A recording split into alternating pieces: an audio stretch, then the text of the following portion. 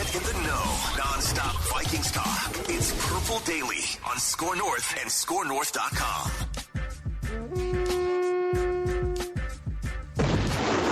Reckless speculation. Right.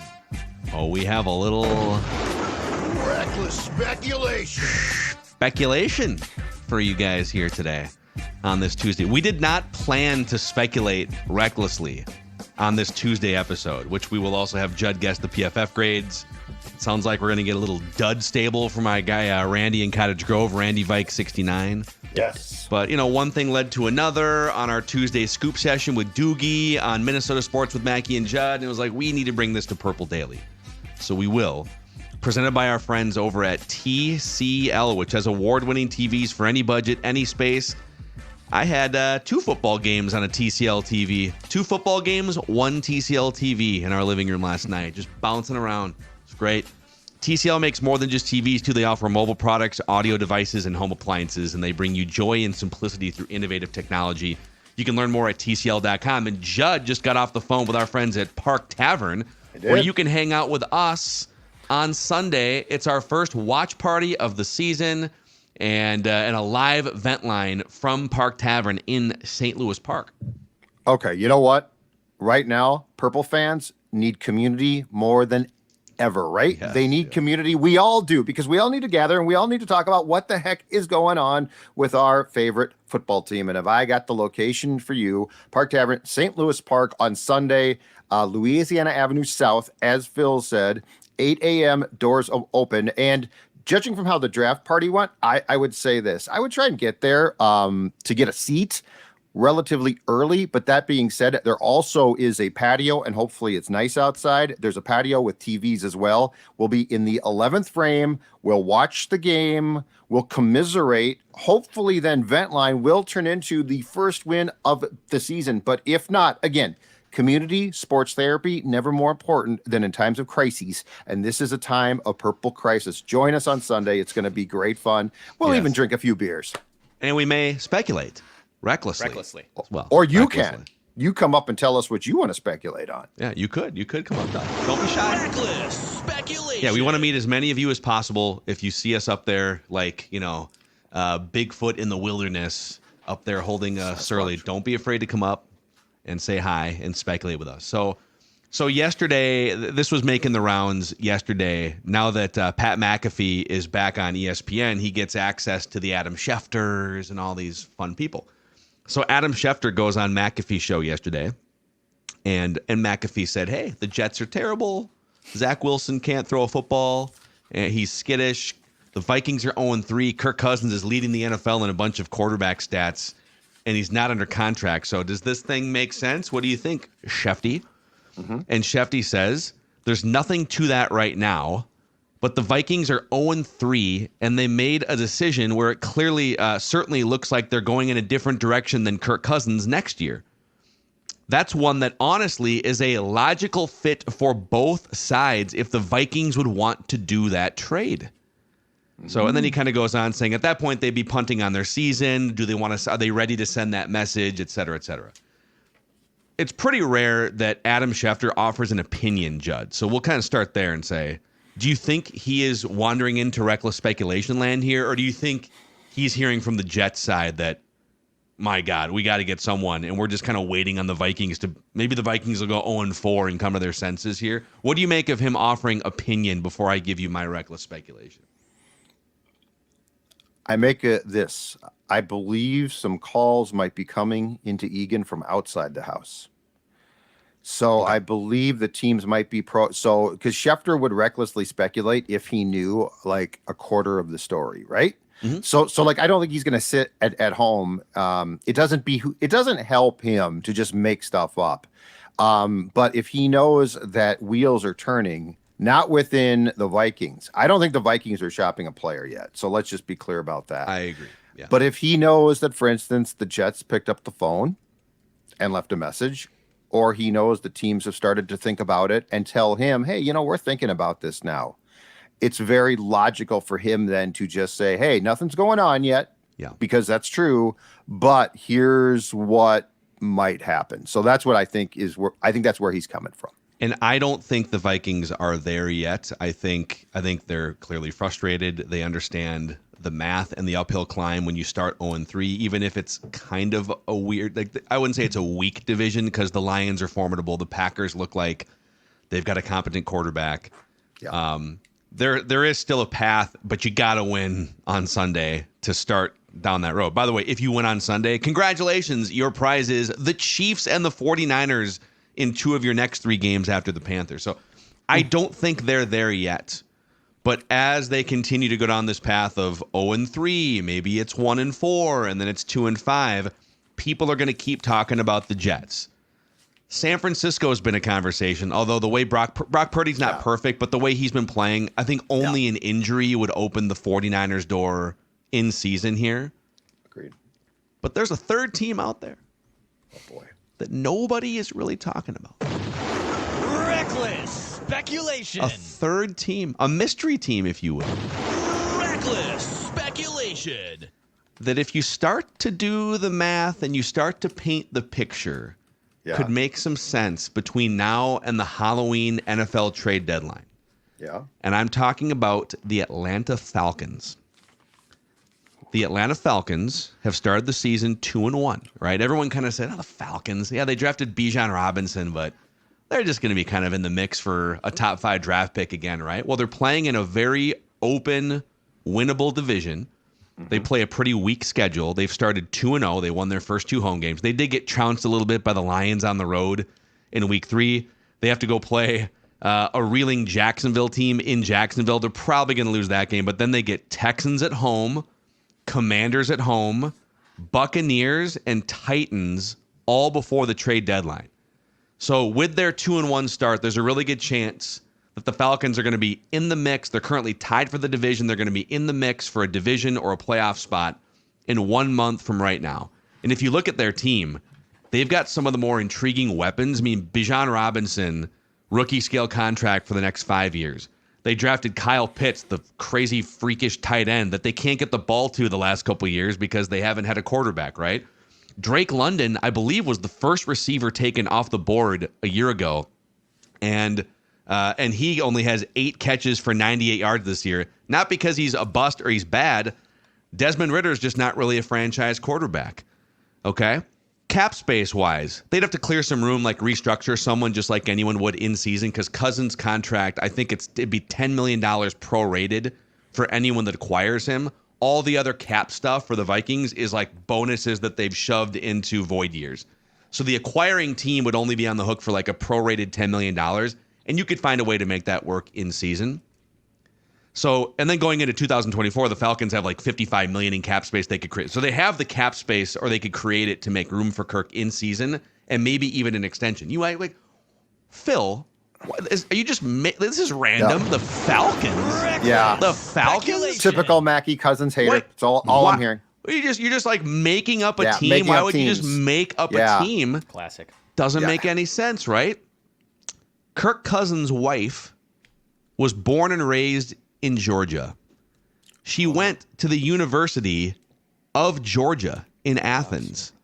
And Kirk and Julie were married almost 10 years ago in Georgia. They have family in the Atlanta, Georgia area. Atlanta is a much more similar market to Minneapolis in terms of like, it's kind of a middle market in the NFL. If it's between Jets and New York and pressure cooker and all of that stuff, and Kirk is very comfortable in Minnesota, right? He's from Michigan. He's a Midwestern guy. Family is very important to him. He takes Tuesday. Parents in Florida. In Florida. He takes Tuesday off every week to be with family, right? Yeah. Atlanta makes so much more sense than the Jets in this conversation, especially if Kirk is the one, which he is, that can decide on the no trade clause or not. I'm just saying, no one's really talking about the Atlanta Falcons because the Jets, you know, right, they're desperate. New York, national media, right? But if it's about Kirk waiving a no trade clause, and it's about which team is going to be in position to actually make the playoffs in like 3 or 4 weeks when the trade deadline's closer, the Jets might be 1-5. They can't throw like Zach will. They can't move the ball. Yeah, their season ended when Aaron got hurt. Their season ended when Aaron got hurt. You're not going to get another quarterback. Like that's not in the cards because Kirk's not going to go to a team to play out, in my opinion, play out the season and he's not going to sign there, partially because Aaron's coming back. This is a great bit of reckless speculation. This is, I mean, now Kirk would obviously have to go there, and Arthur Smith, the Falcons coach, would have to tweak things quite a bit from his system to fit what Kirk does, and not make it too much of a culture shock from a football point of view. But yeah, I think that this is far has a far better chance of being a realistic trade target. And again, to your point, I think that with Kirk's background, with Georgia on his mind, obviously, with Kirk's background. Thank you very much. Thank you very much. How about that? Wow. With people close to him there, with Julie's family being from there, he would be very likely to probably sign an extension. And so that's the key to me. I don't think Kirk is, and I know Dukes does not agree with this completely. I don't think Kirk is going to be a mercenary. I think Kirk's a mercenary with an agenda of a contract, if that makes sense. I don't see him being a mercenary with, my contract's done and then I'm done. I will bring up what I think is the most interesting question, though, and to go back to this, in 2020, the Vikings were 1-5 going into the bye following that disastrous loss to the Falcons at US Bank Stadium. The bye hit. They made one trade in Ngakoue. They didn't trade anyone else. And that was a team begging to be put out of its misery. So I think the bigger question to me is not our team's going to call on players. Kirk, Daniil, go down that line. I think they are going to call. Do the Vikings have the stomach, especially the Wilfs, to consider a trade such as that? Because I'll tell you right now, Phil, what you just laid out to me is really intriguing for a team that might be off the rails here at some point. And one final just piece of intrigue on this discussion. The first game after the trade deadline on both of these team schedules is each other. The Vikings play the Falcons the week after the trade deadline. So, again, this is just a little reckless, fun speculation among friends. Get ahead of it. Okay? Always get ahead of it. So safe I love what space you're doing. for speculation here. Always looking out on the future.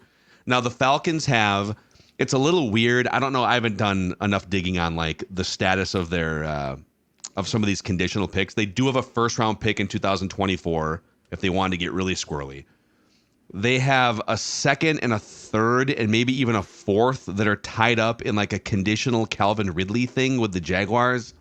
So we'd have to kind of figure out what that looks like. But could you do like hey, you give us your first-round pick, and then we kick back like a second or something. You could we just want 2 first-round picks, and then we'll kick back whatever you want if it means maybe it's just a straight-up first-round pick for a team that thinks that they can take advantage of a weak NFC. I don't know. I would be shocked if the Falcons would just straight-up trade a first-round pick for Cousins, unless they could get a deal done and they thought he was their guy for the next 2 or 3 years. But, just something to keep an eye on. It would be shocking to me of anyone giving up a first-round pick for a rental quarterback at this point, unless there's an extension on the back end that is being worked out. If that is the case, then okay, I can be talked into it a little bit. I think no team is going to give you a first-round pick for Kirk Cousins. That being said, the Vikings, as of right now, do not even have a third-round pick. They have the first, they have their second, and they have 2 fourths. They have 3 selections in the first 120 picks in next year's draft for a team right now that is 0-3 and has holes all over their roster. So whether it's Kirk Cousins or even Daniil Hunter or anyone else, honestly, on this sphere, they need more mid-round picks. They need more draft picks just in general. I shouldn't say it's mid-round picks. No, they need a first. Picks. They need another first-round pick. Yeah, they need as many draft picks as possible to start this over if they want to go down that path. And Kwesi's all about asset management, and he would definitely want to acquire as many bullets as possible. I think I agree with Dex. I think if you don't have an extension with a team that Cousins potentially is going to go to, in this case with reckless speculation, the Falcons, I don't think you get a first-round pick for him. I think you have a better chance of a first-round pick for Hunter right now for a desperate team as far as because when you bring in a quarterback, Reckless speculation. Again, when you bring in a quarterback in season, and look, it's fun to talk about, but that's you're asking a guy on the fly to learn a system or to adapt, or you have to adapt. But Daniil, you just turn him loose, right?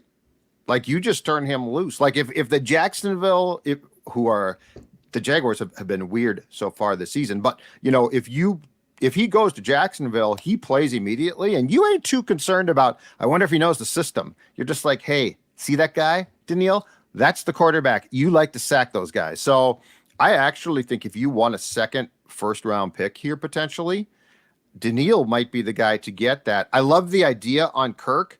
I don't think, unless you got an extension, that you would get a first-round pick, though. I think you'd probably get a second or third. Yeah. Just throwing it out there. Okay, I know people are gonna go crazy over this. God, I'm getting hammered on Twitter already just for my rant. Oh my God. So this is about what can the Vikings do?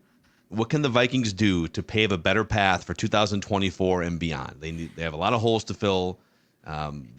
Kirk Cousins has been great in some parts this season, but he's also going to be 36 next year and very expensive, and he's going to hit an open market bidding war. He's not coming back. He ain't coming back at this point. Yeah.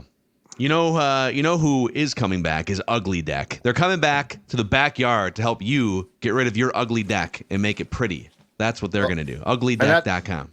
Yes, exactly. Look at that deck. Look at that deck. And now look at this. They are dancing. Why are they dancing? Because my friends at Ugly Deck come to the rescue every time. And right now, uglydeck.com is offering a Reserve My Deck Package Now special for the DIY homeowner who wants to build a deck in the spring. And here's the best part. Look at that party going on right there. Look at that deck. Save huge bucks for a limited number of customers who reserve their deck package now. Uglydeck.com is offering up to $1,000 off a full deck package, plus locked in 2023 pricing. Uglydeck.com will then deliver your deck package to your driveway by May 1st of next year, and you'll be the smartest DIYer on the block, saving as much as $10,000 on your deck build. Remember, with Ugly Deck, you get free plans, a free coach, access to their online deck build academy, and they will install your footings and ledger. You do the rest. You save huge. Uglydeck.com. Go there today. Click on the Reserve My Deck Package Now button, and you can be, unlike the purple, a winner in 2003 going into 2024. Also, a shout out to our friends at Nutrisource, the official pet food of Purple Daily here, and also all of Score North. Maya Mackey just absolutely gets the biggest goofy grin on her face when it's time for, I don't want to say it because FOOD, when it's time for her. She knows what that word means, and so I don't want to get her all excited here yet. That gal right there, Stella, she tells me when. She doesn't wait. She just lurks around, and then she said, you know what, it's time to go outside, and when I get inside, it's going to be time for a training rewards treat. And I would guess that the Vinster Deklingoff, I would guess that he also runs your house. Oh my God, he was just in here between shows. Hey, are we getting Nutrisource yet? What are we doing? Are we gonna give me a treat? What are we gonna do? Here's my toy. I'm gonna put it right in your face. Give me a Nutrisource treat. Do it. NutrisourcePetFoods.com to find a Nutrisource retailer near you. NutrisourcePetFoods.com. All right, he is the most passionate Vikings fan we know. He's one of the OG callers into Vikings Vent Line, the old radio version back when Judd and I were schlepping around doing 4-hour radio shows, 1500 ESPN. He is a film study connoisseur who has nailed multiple Vikings draft picks correctly. He is Randy in Cottage Grove. Randy Vikes 69 on Twitter /X. How are we holding up here, Randy, after the 0-3 start, man? Frustrated. The term they use when you're really jonesing for something and you can't make it happen. Kind of got the, little blue, as they say. Oh, you're feeling a little blue, or the pills blue. Does that mean what I think? What I think it means? Oh boy. Yeah. You know what it is. You're hard up for a win, and then we're 0-3, and that's at this point the Twins might get a playoff win before we get any win. And that would be quite embarrassing too, because the Twins haven't won a playoff game since 2004. So. If we're not careful, this people in this town are going to start talking about them more than the purple. Do you feel like the season is over at 0-3? It's close. It's close. You can make a run. People have made runs, but we got the Butterfingers bunch. Nobody can wrap it up. Nobody can hang on. Yeah. I mean, this is football 101. When did the trade start, Randy? When do the trade start? When do you start dealing guys? Who even wants any of these guys? You know, hey, who wants Alexander Madison? Can't hang on to the rock. You know, who wants TJ Hawkinson? Old number 8, put it right on the numbers. Right on the numbers. In fact, you even let him a little bit. It was a great throw. He zinged it. Just can't wrap it, can't hold on to it. Well, you got him under contract now. Yeah. He's the highest paid tight end in the league now. He's making more than Taylor Swift's guy. He is. Yeah. Does Taylor know that? Maybe Taylor should turn her attention to the Hawk at some point. I think she likes the guys with the clean look, like the crew cut, from what I understand. Okay. Yeah, maybe a little mustache. I don't know how he knows this. It varies. It's not good. The whole thing is frustrating, and what's this?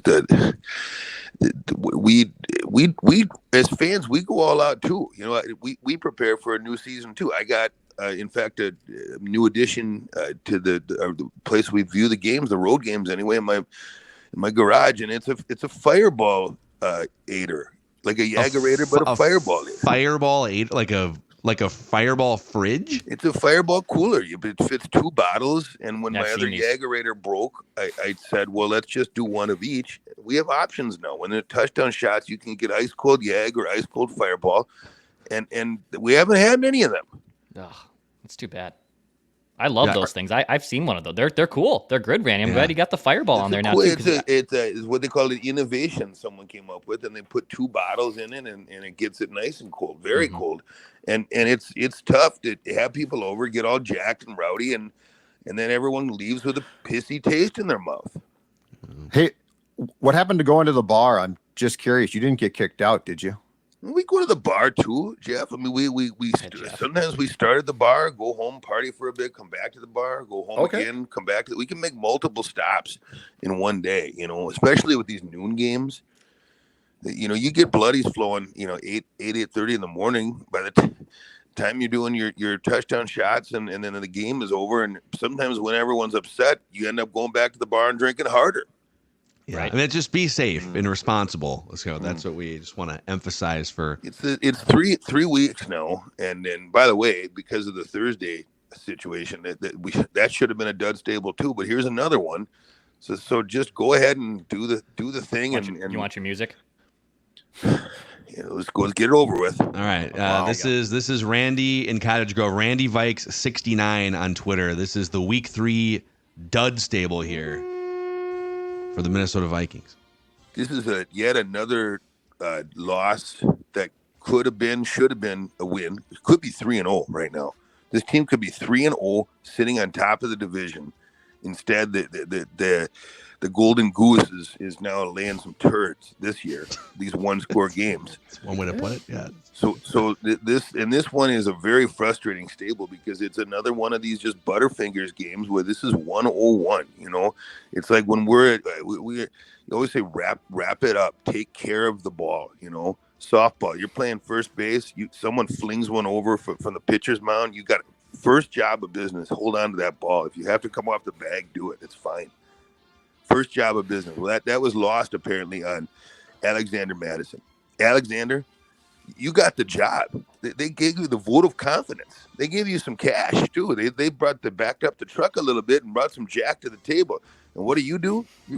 You're dropping the biscuit all over the table. You can't even. It's so frustrating. You got one man to beat. You can't even make one juke. Alexander Madison, you are right now big time in the stable. You're a dud. Wow. Just a dud. Well put. Wow. TJ Hawkinson. Oh, wow. You got all that cash. You got all that flow on top of your head.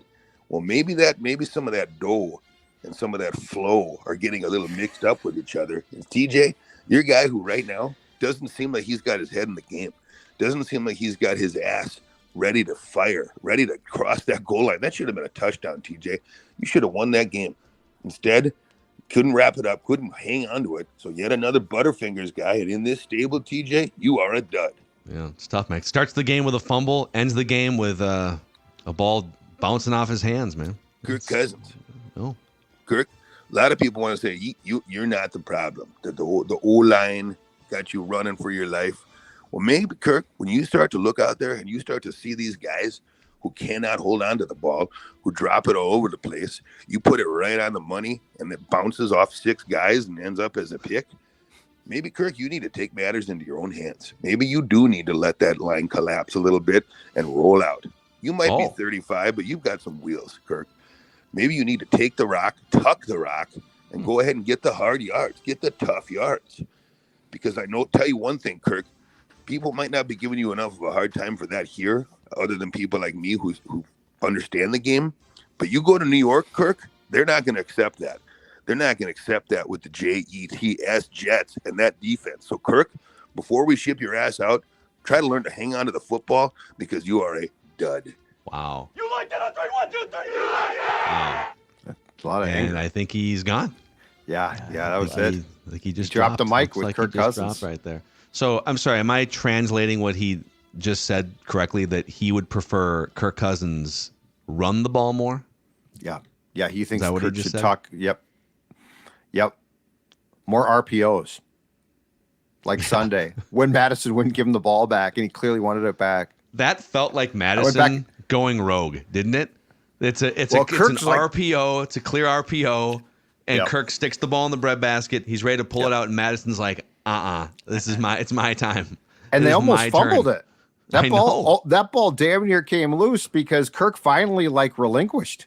And it wasn't like a run option where Kirk wasn't going to pull it and run. He was going to pull it and throw a pass to a tight end or something. Right? Yeah, I think he was going to throw a screen. So yeah, it's tough to argue with. I don't know if I would have put Madison. Madison dropped a pass at one point, and he did have a couple of fumbles that turned out to not be fumbles. Right.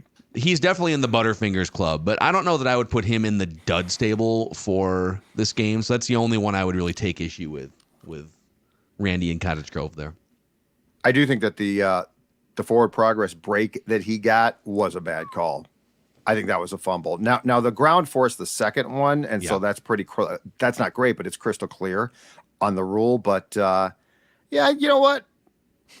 If we're gonna pick on Kirk for stats and then lack of production in times of great need, Madison's okay with me as a dud because his stats were good, but the eye test he did not pass it. He did not pass the eye test. That drop was a terrible drop. In fact, I thought it was funny that the one play where they faulted Kirk when he tried to force the ball in the red zone, Madison, I think, was in the flat wide open. He was. And everyone was like, you got to throw it to Madison. You got to throw it to Madison. Well, if I'm Kirk, I'm like, do I really? Well, but at least the drop was awful. And that's where we don't know what his progression is on that. I'm sure. Right. It looked like Hawkinson was the first place he looked. And he saw Hawkinson kind of flash to the right. And he put that ball right where really only Hawkinson could catch it. It was away from the outstretched arm. But when you watch that play again, couple defenders, there's one defender draped with an arm sort of blocking his view. Yeah. At what point does Kirk move off of that? The pressure was not really getting to him on that particular play. He had another tick to maybe move to a different read there, but I don't know, man. But that's why my point was if Hawkinson takes part in all those training camp red zone drills, is their timing, because to me it was not good timing. Yeah, like the throw. Yes, he dropped the throw, but to your point, and as Booney said, and he's right as well, he had a guy on his back. So if Hawkinson had gone through training camp, because we see them practice that, Phil, how many times in training camp? Like they do red zone periods constantly. And if the timing, if the understanding of where he's going to be, and because if that ball comes out a tick earlier, it's probably caught. Yeah. So now you're just blaming Kirk. Then you're blaming Kirk, and that's unacceptable. You know what? I can't win anymore. So I've just decided that I will continue to speak my truth. Hey, since Randy just gave, his dud stable, this is probably a good time for Judd to guess the PFF grades and see who are the duds and the studs for the Vikings here. So we're going to put Judd's old, grizzled, former beat writer eye test to work here against Pro Football Focus's scouting grades. We're looking for the 3 best and worst offensive players for the Vikings. You get 3 strikes when you're guessing these, 15 snaps or more, and then we'll do the defense. All right, let's start with 3 best. I'm going to guess Kirk Cousins is one of the 3 best. Kirk Cousins. Incorrect. He was 2 more strikes. fifth best. 2 more strikes. He graded well, but not superb. He didn't grade as well as you would think, seeing 365 yards, 3 touchdowns. Okay. We'll put it that way. Very fair. Justin Jefferson, among the 3 best. Justin Jefferson was the 2nd best graded player.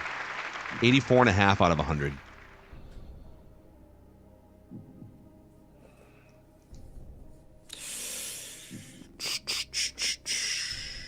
Jordan Addison.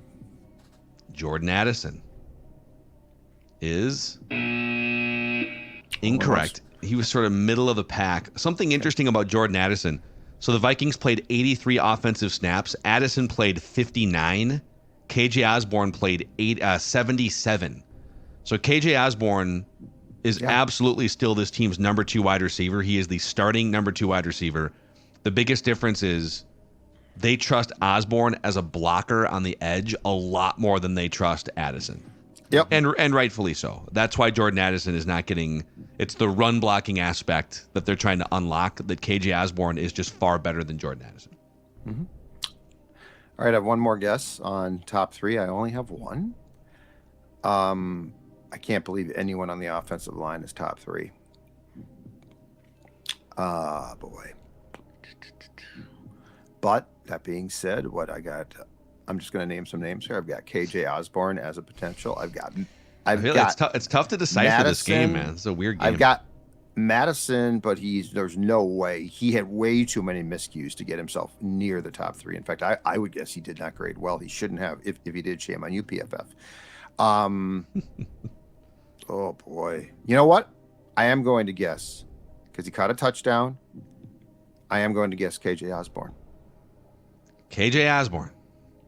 KJ Osborne was the 2nd worst graded player for the Vikings offensively in this game. Really? Yeah. Okay. They had him really good as a run blocker, but then they had him very meh. Now, the worst players still were like average. He was like 58 out of 100 grade, because the Vikings offense had a relatively good game.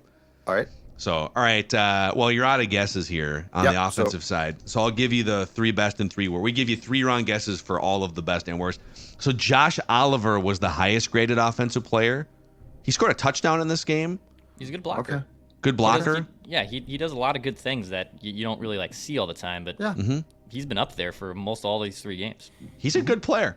Yeah, and then Ed Ingram may be making his first ever appearance in the top 3, because he had a 91.1 run blocking grade in this game, but still only a 47.9 pass blocking grade and 6 pressures allowed.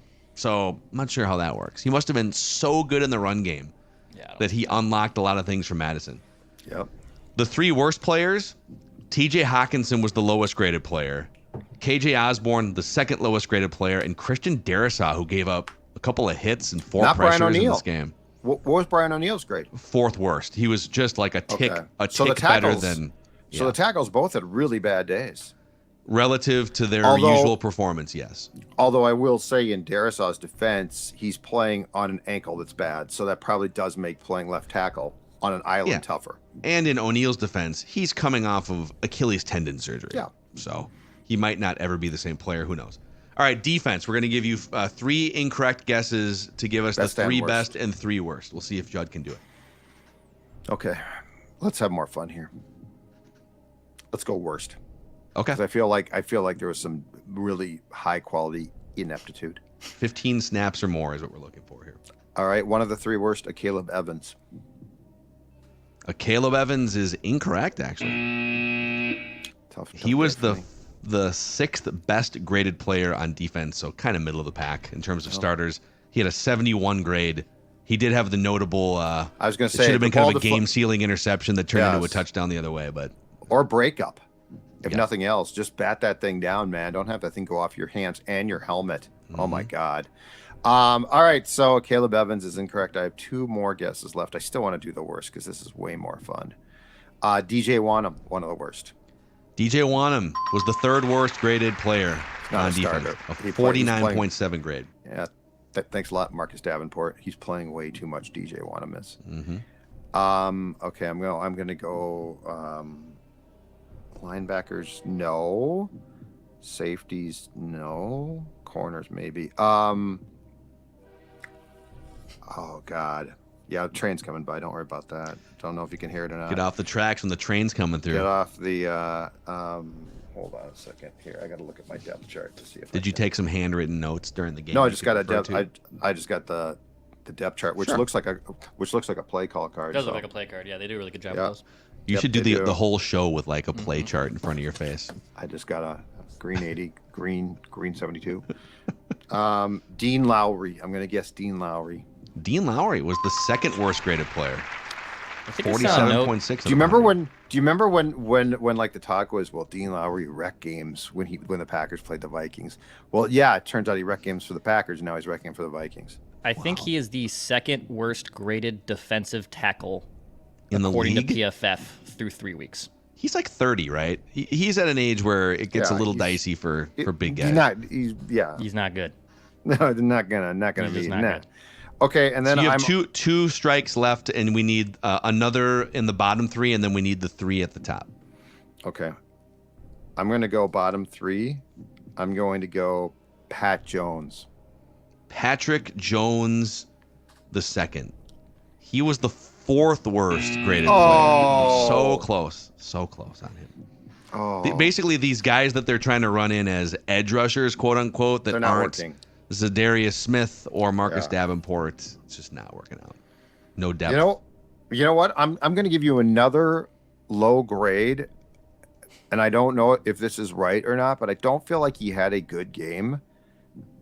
And he definitely, on the Keenan Allen touchdown pass, was just caught, and he didn't make any type of attempt. He was confused. I'm going to go Byron Murphy Jr. He was the worst graded defensive player for the Vikings. 41.1 out of 100. How about that? Nice job. I'm very proud of myself right now. That's a really good job. Can you identify? You get one strike. Can you identify the 3 best defensive players? Jonathan Bullard. Super random guess.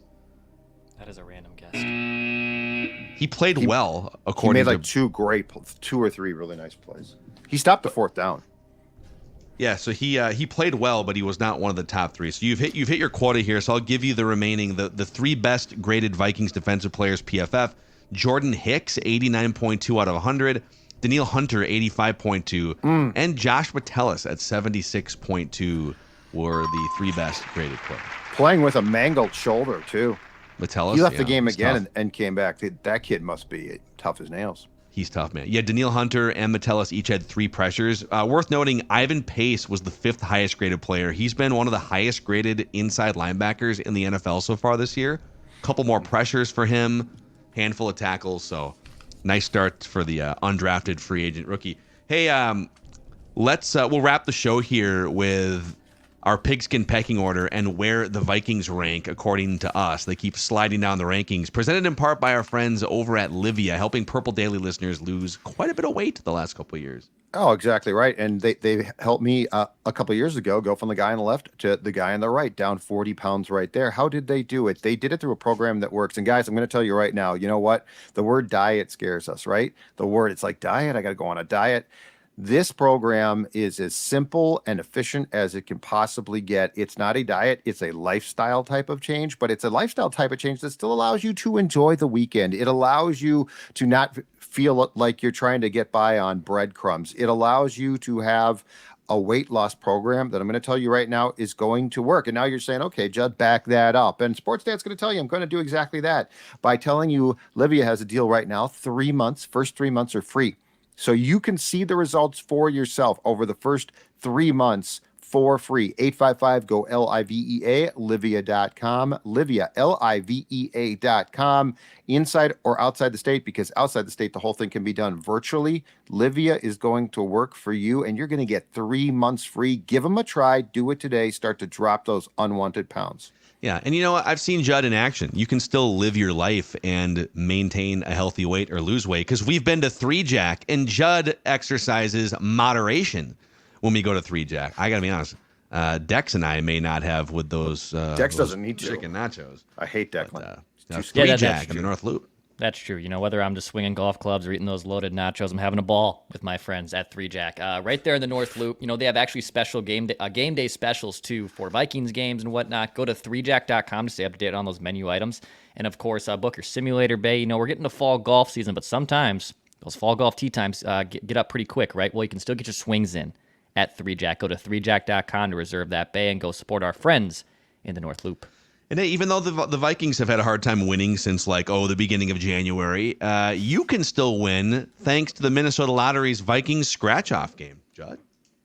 Scratch off game, absolutely, positively, right here for $5. Guess what? You hold the key to possibly prizes of up to $100,000. That's right. You could win $100,000. Second chance prizes, they include season tickets or an away game trip. That's officially exciting. This is the official scratch game of the Vikings, of course.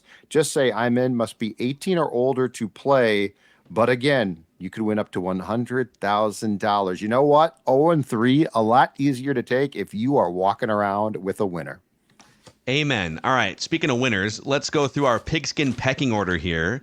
Our top 10 teams in the NFL, according to us, the leadership cabinet of Purple Daily. And then where do the Vikings rank? Now, last year we had them in the top 10, all of us collectively, pretty much the whole season.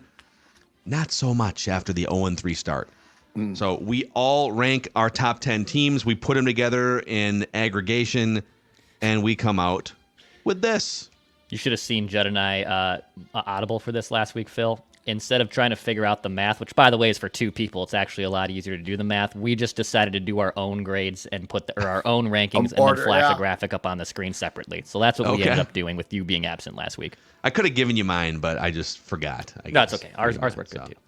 So we've got the San Francisco 49ers collectively as the number one team in the National Football League.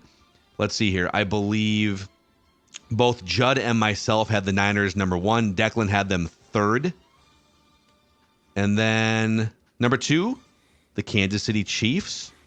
So we had Judd and I had the Chiefs 2. Declan has them 4th. So we have some dissension here.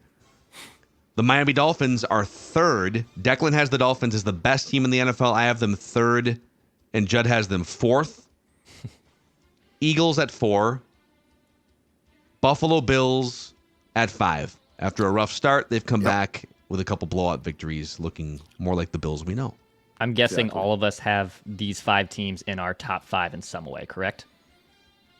I have the Bills 6 and the Cowboys at 5, even after a Cowboys loss. Interesting. Yeah. Okay.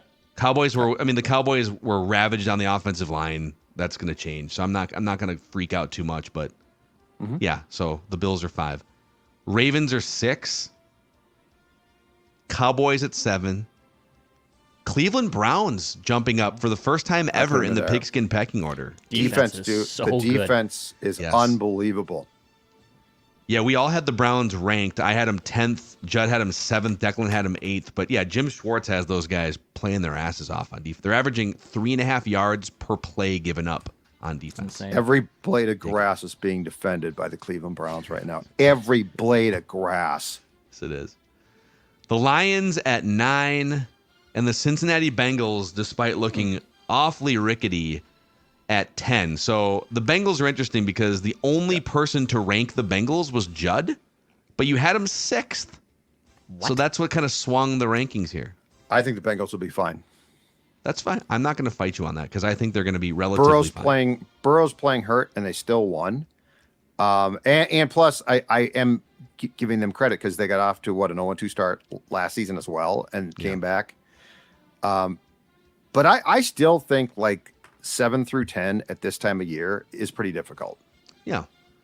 Yeah. Other teams receiving votes here. We had a vote. Declan voted for the Packers to be 10th, and then I had the Steelers at 9. Otherwise, we were pretty uniform. So Bengals, Steelers, Packers were kind of the rogue teams that only one of us voted for because Judd had the Bengals higher. They cracked the top 10. So there you go. Okay, where do we have the Vikings ranked? It's not pretty. But there's a wide range here. So I have them 17th. Judd has them 20th. Declan has them all the way down at 25th. So Declan has them as one of the worst teams in the NFL, matching their record. I'm basically saying, yeah, they're 0-3, but They've played close games. They're better than their record indicates. Whatever. Hang the banner. We all have them bottom half of the league. 17th, 20th, and 20th. I didn't want to do it. They forced me to do it. I didn't want to do this. Yeah, Declan 25th. I Yep. mean, I'm sour on them. Good for you guys. I do not think. 3 games, even with some ugly turnovers and bad luck, I still believe that this team is massively flawed after 3 games. yeah, it's tough to really fight that too much. I guess I'm a little more. I don't know if optimistic is the word. Just a little bit more forgiving of sort of the way that they've lost these 3 games. But I'm very disappointed. I'm like a parent. Sports dad is very disappointed right now. I expected more from you. yeah, we all did. Although someone hit us up. Feedback Friday is going to be just a whole bin of stuff to sort through this week. But someone hit us up. They're like, well, you guys all had them at like 9 wins with an improved defense and an improved offense, which is pretty much like they've had an improved offense and a slightly improved defense. But yeah, but they're 0-3. They're not going to – it's going to be hard to win 9 games at this point. And it's the eye test too. Yes. It's how are you losing? Are you like going toe to toe with the Eagles on Thursday night and it's like, oh my God, this is a great game. Oh, you lost. That's too bad. Yeah. Or are you dropping footballs? Are you fumbling footballs? Are you playing dumb football?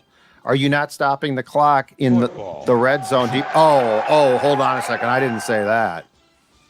What an ass I am. So there's where we have the Vikings, 17th, 20th, and 25th here. Purple Daily.